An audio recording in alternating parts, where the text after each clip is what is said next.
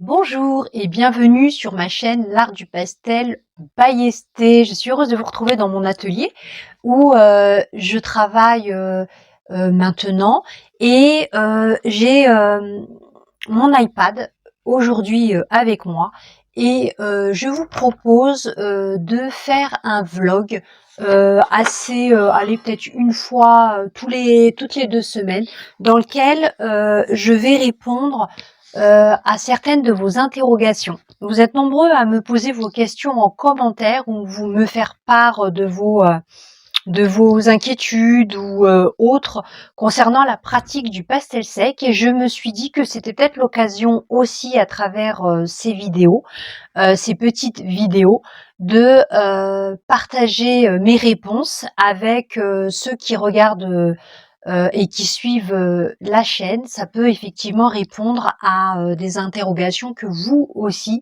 vous posez en tant que visiteur sur la chaîne.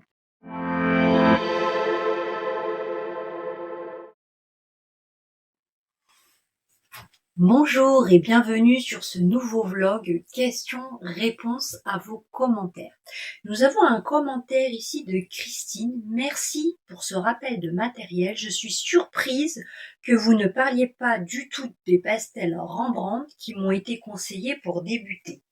Alors, il s'agissait en fait d'un commentaire suite à une vidéo où j'avais tenté de partager avec vous le matériel pour débuter au pastel sec en fonction de votre niveau. Si vous êtes débutant, professionnel ou intermédiaire ou professionnel.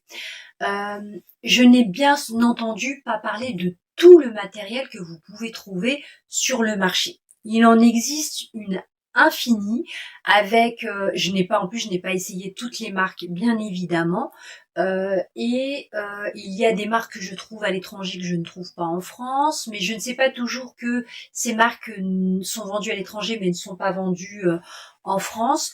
Ce qu'il faut savoir, c'est que effectivement les Rembrandt, c'est une marque que l'on utilise lorsque l'on débute au pastel sec, mais on peut aussi utiliser d'autres marques, comme je l'ai mis sur la vidéo que vous verrez en lien en haut à droite ou à gauche, je ne sais plus. Et l'intérêt de cette vidéo, c'est de vous montrer que en fonction effectivement de votre niveau, vous allez appréhender de nouveaux pastels, de nouveaux bâtonnets. Par exemple, les pastels Terry Ludwig, ce sont de très très beaux pastels, mais qu'il n'est pas forcément aisé d'utiliser lorsque l'on débute au pastel sec.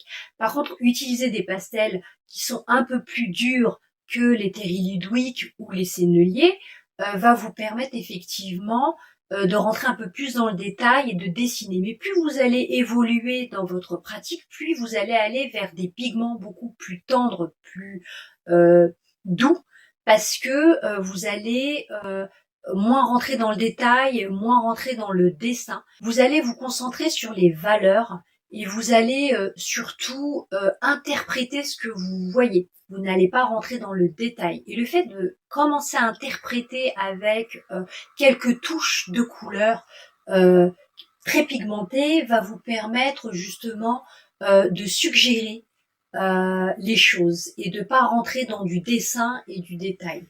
Ça, c'est quelque chose que vous allez voir au fil de l'eau, et puis bien entendu, tout ça dépend aussi du support que vous allez utiliser.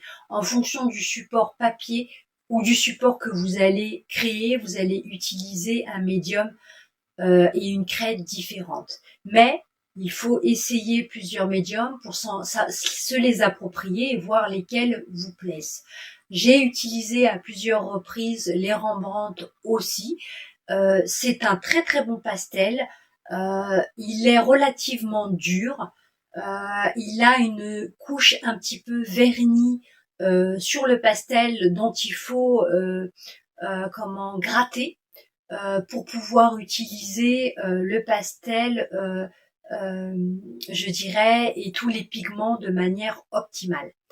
Donc j'espère avoir répondu à certaines de vos interrogations. Sachez qu'il n'y a pas des produits types, c'est seulement un échantillon de produits si vous n'en avez pas du tout et que vous souhaitez savoir quel produit acheter si vous débutez, si vous êtes intermédiaire et bien sûr si vous êtes professionnel, vous connaissez déjà les produits. L'intérêt ici c'est de vous montrer peut-être des produits que vous ne connaissez pas, que j'ai découvert moi aussi au fil de l'eau, et de partager avec le plus grand nombre mon ressenti par rapport à ce matériel.